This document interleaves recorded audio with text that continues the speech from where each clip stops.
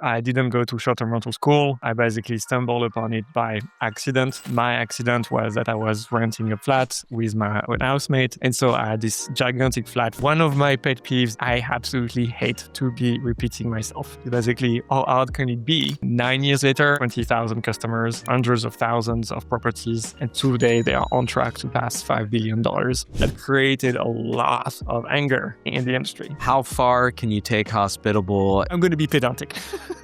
You cannot run a short-term rental operation without... Well, welcome back to the Short-Term Rental Riches podcast. I'm happy you're here again, and I'm excited to be sitting next to PC. He is the CEO of one of the industry's largest software programs. Hundreds of thousands of properties are using Hospitable, and together, those properties are on track to earn over $5 billion in revenue in the coming years. So you guys have a massive presence in the space, PC. I'm excited to jump into some details with you today. Thank you, Tim. Thank you for having me. I'm excited to be talking about everything that's going on in the industry. There is a lot going on, and there has been a lot going on in the almost 10 years now since you started Hospitable. Why don't we back up a little bit and just give the backstory here? Yeah, I love telling something about the story because it's not like anyone can contradict me on basically that happened. But yeah, just like you, I didn't go to short-term rental school. I basically stumbled upon it by accident. My accident was that I was renting a flat with my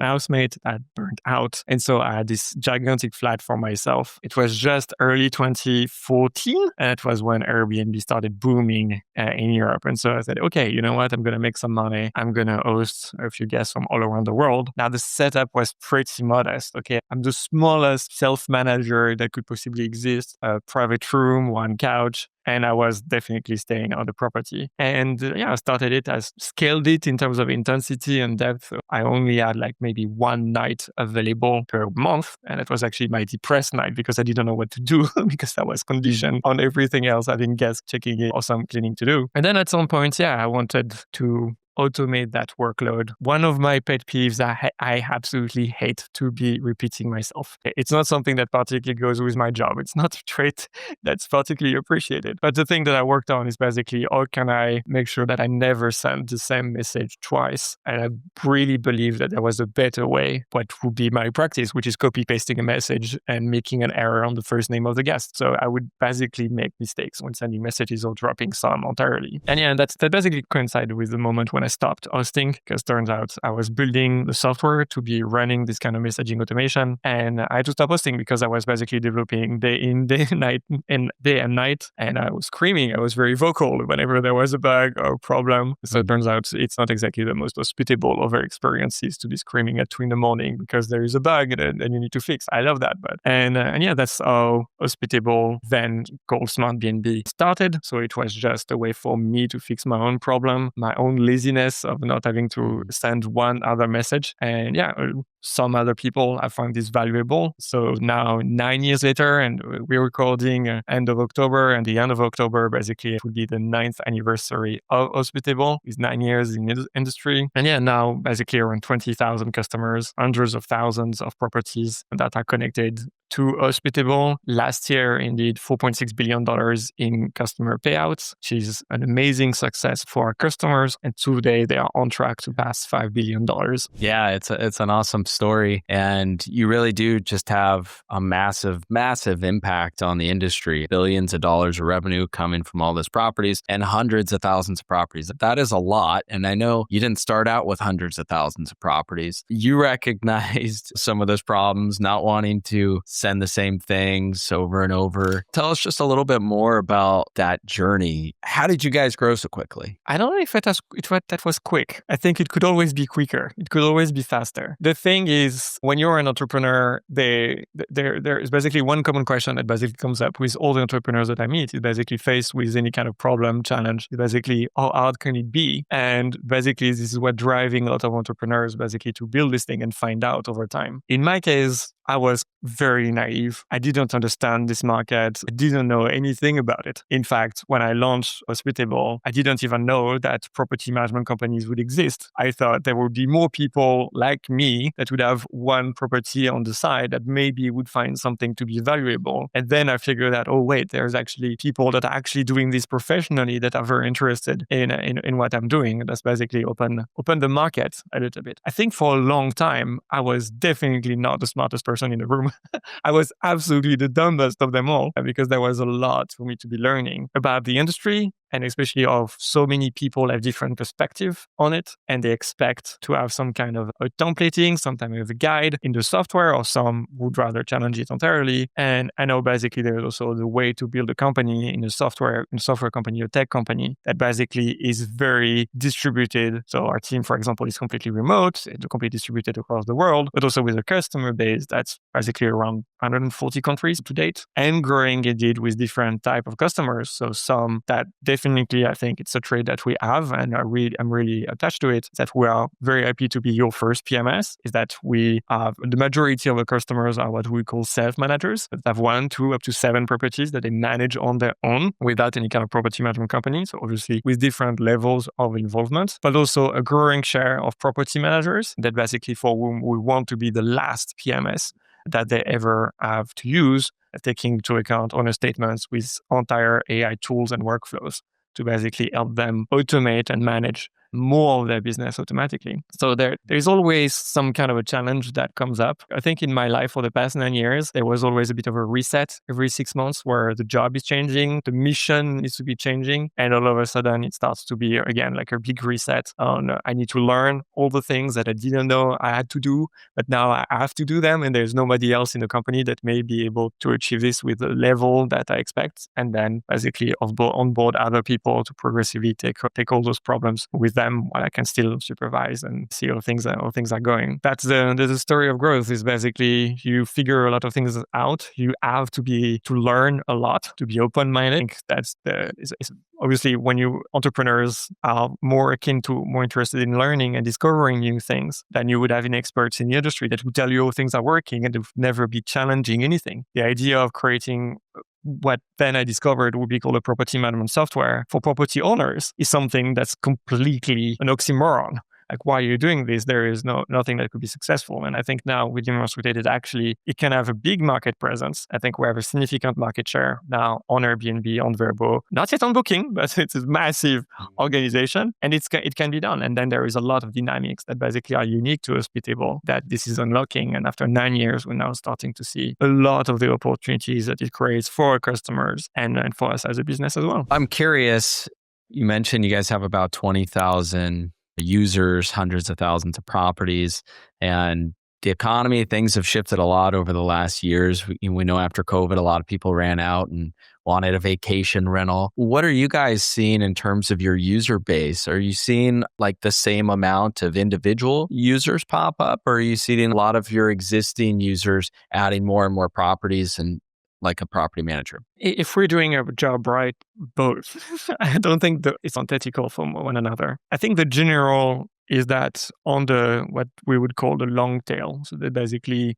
self-managers or owner-operators, sometimes I'm hearing them, but I like the self-manager, that are running their own operation. This is a massive number. Basically, you can estimate around 5 million hosts that have basically up to 7 properties, which is a point where there's basically the breakdown show that there is a complete different distribution on the business model. And no true software is really connecting with this particular audience, like something that is easy to use, that is not looking like a full-time job, that actually is working for you so that you can have a full-time job on the side or more time to be spending with your family, which is literally the problem that our customers are looking to solve, which is the stories of my demos when I was doing sales is always the same. It's basically you have this kind of alert from Airbnb that comes at dinner time, and everybody's looking at you and what are you doing? And you grab your phone because you have this kind of sense of urgency of I need to respond to this guest right now. There is a good reason why this is not something that is always going to be sustainable in all families and across all dinner tables. But you also have the kind of drain that it takes whenever you are, for example, working a great job in New York, but have a property in Nashville, Tennessee, and all of a sudden you have all the complexities of doing the remote management that comes into play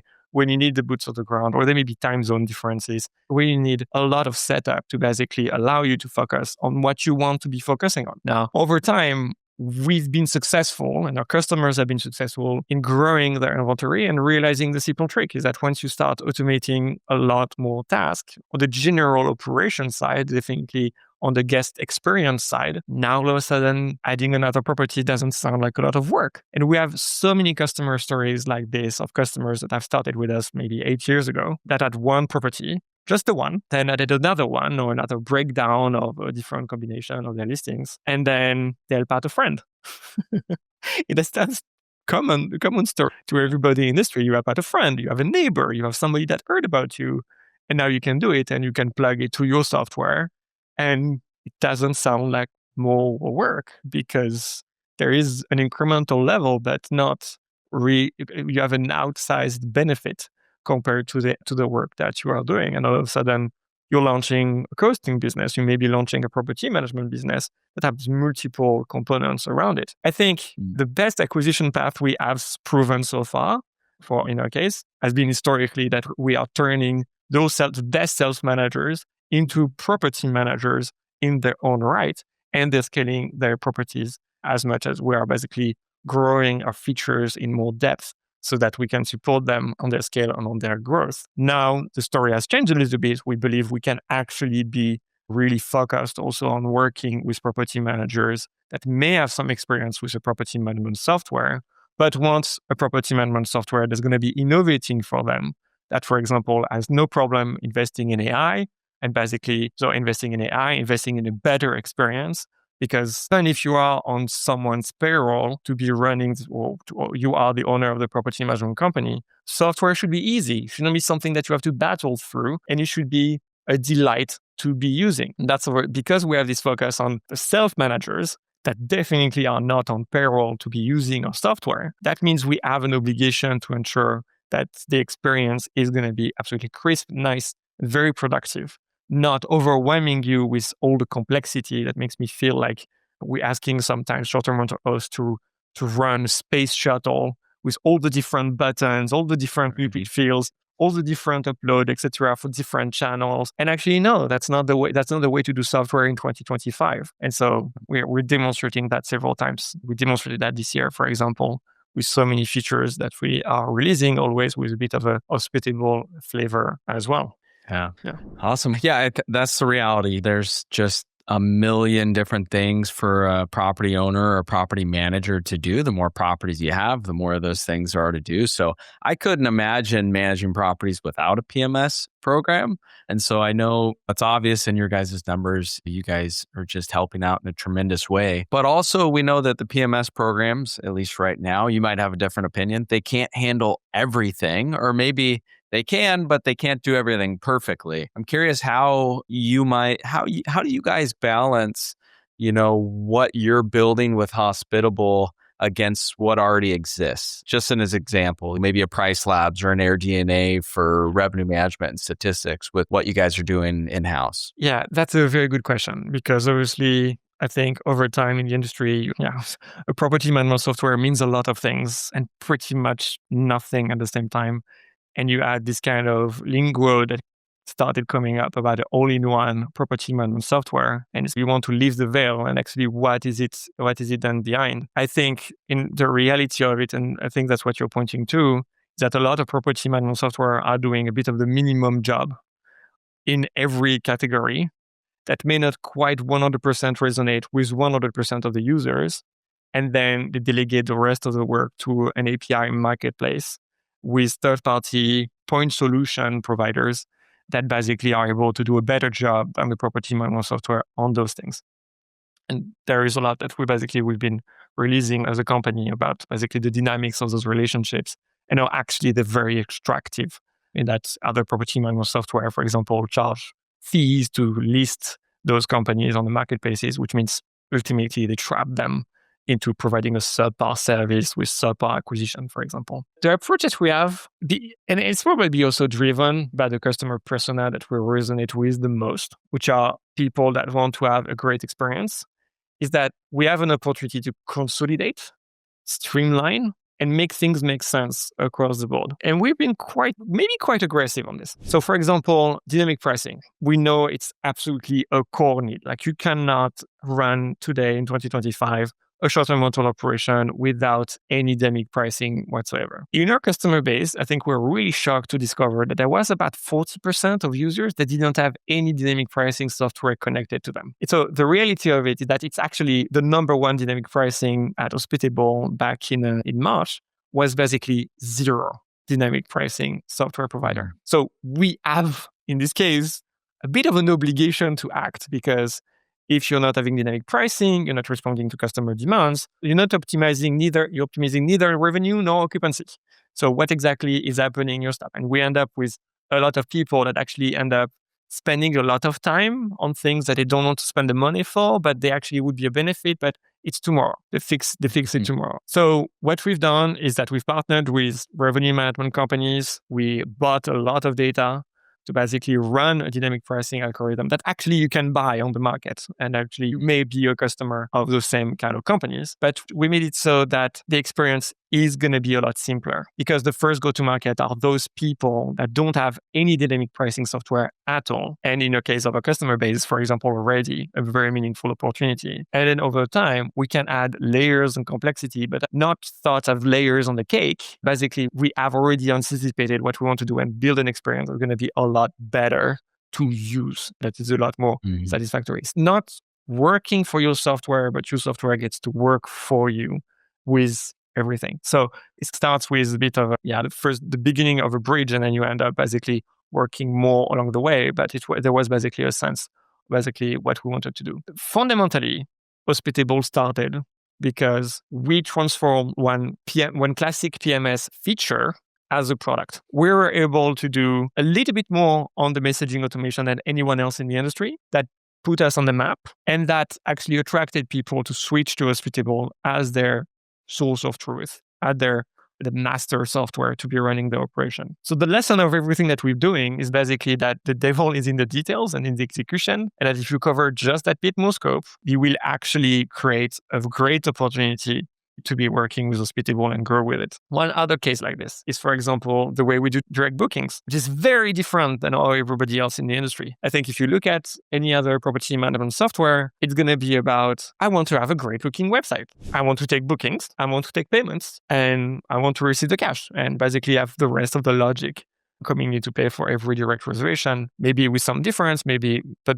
the idea is maybe not that much. In our case, we thought the same, that basically it would be about a great looking website. And there are some great looking website templates that basically you can have with Hospitable, but part is basically like table stakes. But the thing that we realize is what actually makes it complex is actually all the long tail problems that come with processing payments on the internet for high value transactions that are getting canceled at a 9 to 10% rate, with chargebacks that are immensely valuable, on which you have taxes. And let me be clear, nobody that wants to go direct wants to deal all of a sudden discovering lodging taxes, etc., because the booking platform has done a great job of streamlining everything.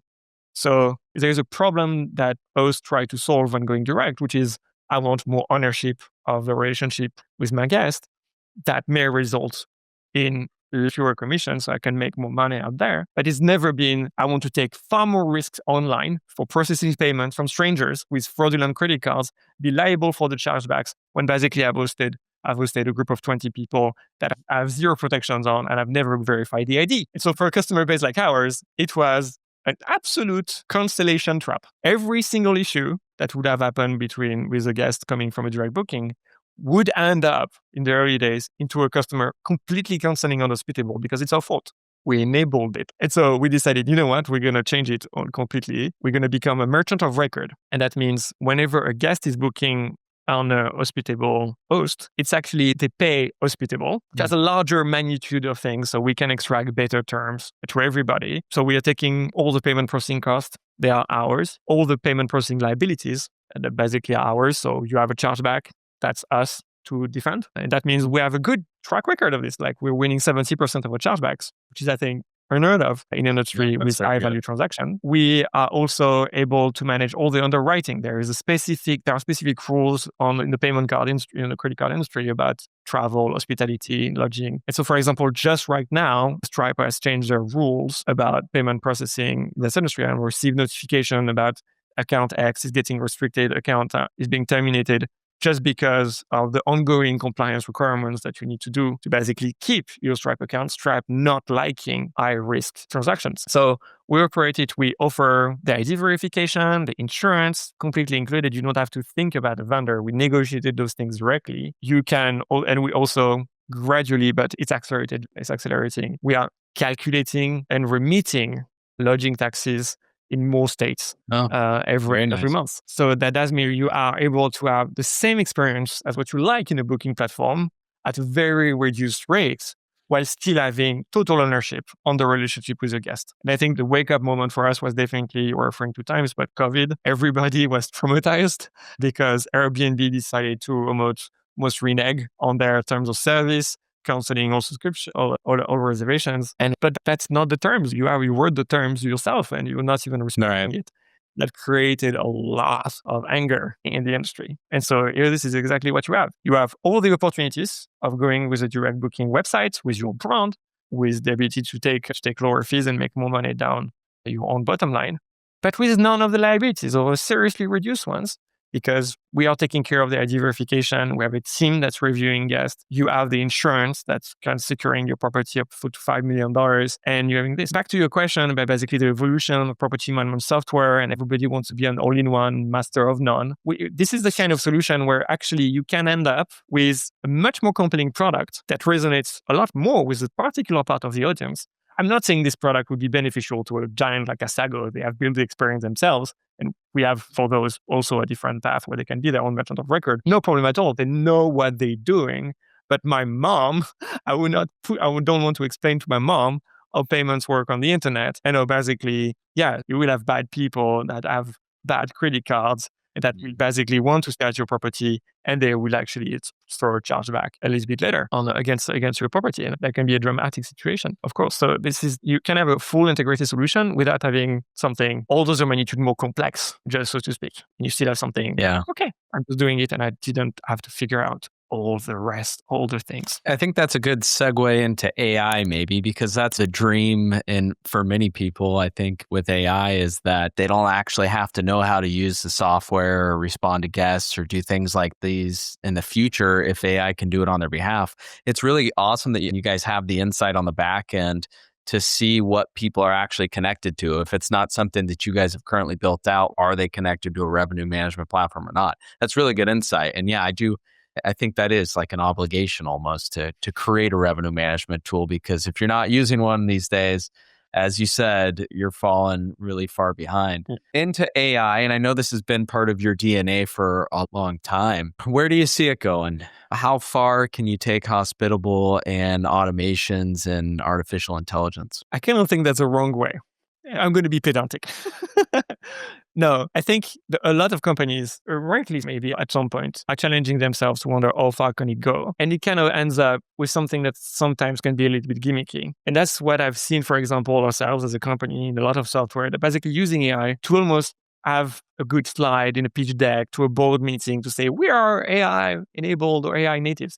It doesn't fix any particular problem. So it basically is a thing to make you feel good about the fact that you're kind of working on AI. I think among those gimmicks, like for example, you can have an update for the listing title. You're going to, sure. Like the time it took to basically do it, the time it took to get you to build that feature should have been spent somewhere else. Absolutely. Yeah. So it's more, what are the problems that in the experience of a user, of a host, can be boosted, altered, made more delightful because there is this kind of AI assist coming in. So there is definitely, for example, the messaging part. Obviously, this we said it was part of our DNA. Back in 2017, we were the first to have an AI flow. Now, obviously, it's not the same AI. That's what we're talking about. This was basically what's called a classifier. So we basically categorize different questions from the guest. So if you had a question about Wi-Fi, you basically would have the answer. And that's something that's still reliable and still being used by customers today. The path of generative AI the power of generative AI is is able to be creating synthetic messages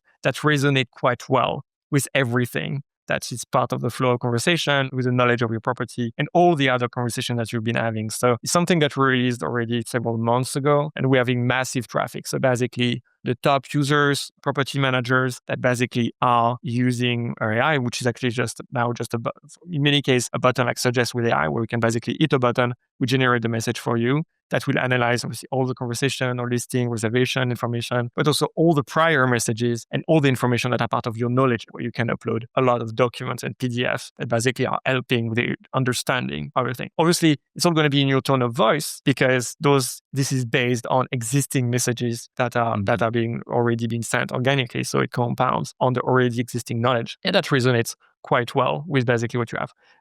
60% of top users of our inbox basically send a message as is.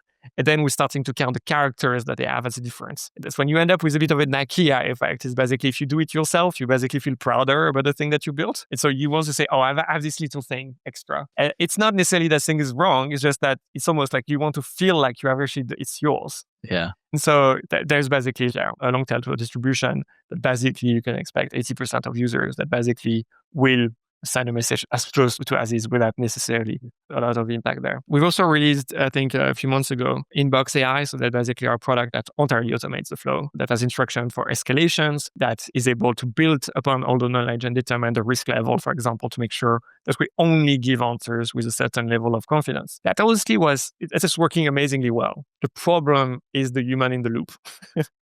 In that, for example, you have instructions to do things, but if, for example, the instruction makes sense to a human, but you can appreciate how the AI may be understanding something. One of the cases that we had recently is, for example, okay, is the pool heated? No, we have clear documentation that the pool is not heated. But the AI wanted to almost respond in a cheeky way because it got that vibe from the voice of the host. And so it replied, the pool is sun heated. That varies according to seasons.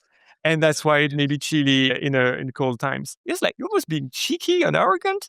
So, but you did that as a bug and you try to investigate what can we do better. Down the road, that was a bit of a prompt that, could appreciate how the AI would be understanding something that may be on the verge of this. Those are things that basically we look at to basically find this is actually too smart to come up with something like this. But so that's how we want to do it. I was talking a bit earlier about the gimmicks. I think there is still plenty of room for the AI to enable user experiences that have not been particularly optimized for. One of the projects that basically we're just working on right now is just the flow to create your listings. And I think the point of creating a listing is actually not about getting a new listing on the platform. It's actually to get bookings. Incredible idea. And the way you do this is in the beginning, when you have an empty slate, you need to give it some flavor. You need to give it a soul. Otherwise, it's just a bag of pictures and checkboxes with amenities and an AI-generated title that's probably slop. So we're really having fun now, really, literally, about having more prompts to basically, what's your special sauce? What is actually the thing that you like about this listing that makes it special for you? It's not an information that's ever going to be deployed, distributed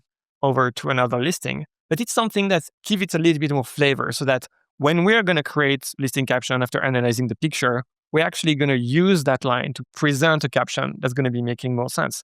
We're going to use that theme all across the board when we generate a listing. And then, you may want to have your own things. Do it with voice. I think we've seen vocal interfaces everywhere because it's actually so much more practical. And I think we have our voice AI. So for example, if you can dictate, you can tell basically with the message that you want to say. It's something that I use myself even professionally outside of short-term rentals because simply it's so good. You can actually instruct it to run instruction, do research. So it's a kind of an omnibus instrument to have something else thinking for you, extracting things out of you with all the knowledge across your entire Hospitable account. So it can be really good. But then you can actually craft it and say, okay, I want to make that to be more engaging, more hospitable, and basically start working on different variations in a way that the pain of creating a property, the pain of creating a listing almost goes away because you have this kind of more intuitive, very interesting, more playful experiences that you can actually test things out and make more fun. But there are some things that, for example, ourselves internally, we can also thought, okay, this is pushing the AI level a little bit too much, which would be, for example, let's have the pictures and then we want to find out the amenities that are in it so that we can cross the checkbox. Problem, it takes 10 minutes to basically process everything, make a map, consolidate it. Just get the checkbox.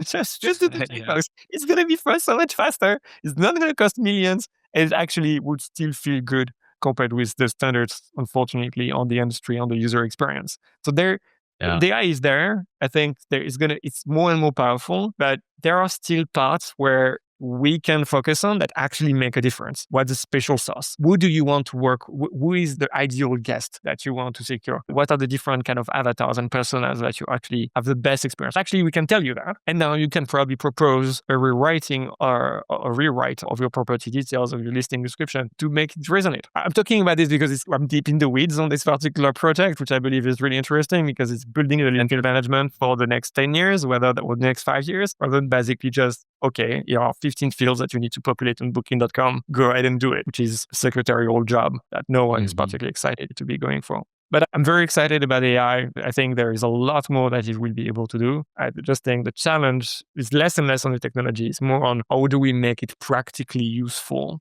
beneficial for everybody. Yeah, it's exciting. I'm excited to see what you guys come out with. Sounds like you're already working on a whole bunch of great things to just make it easier for us out here. A lot of people that tune in to the channel PC, or we've got a big range, I think, but there's a lot of people that maybe still haven't got their first short-term rental, or they just got it and maybe they just signed up with Hospitable and they're like trying to figure out all the things. Knowing that, and then also that the industry's changed a lot over the last decade, it's gotten more challenging. The host or the guest standards have gotten higher.